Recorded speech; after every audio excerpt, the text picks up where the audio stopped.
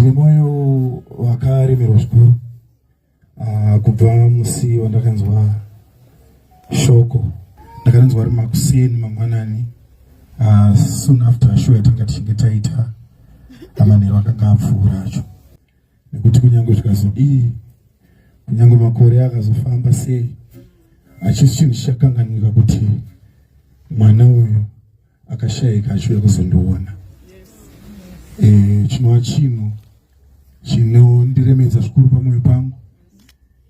Ndinoziva kuti munoziva vadenga vari kunze uko, chinhu chimwe chete chinoita kuti chinovaswededza padhuze nekuva imusic.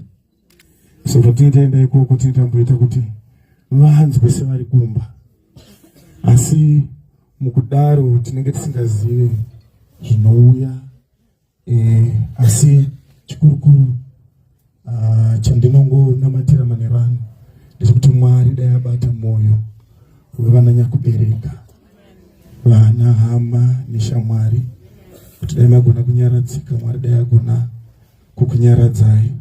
Ndoda kuimbira mwana uyu, asi daifanira kumuimbira ari mupenyu, asi zvisinei hazvo izuva rake rekugumisira. Naizvozvo sezvo ari mutsigiro wangu, ndoda kumuonekawo nezwi rangu. Mweya mutsvene, mweya mutsvene, mweya mutsvene woye, mweya wa Baba, mweya wa Baba, mweya wa Baba, mweya aiwa, mweya mutsvene we, mutsvene we,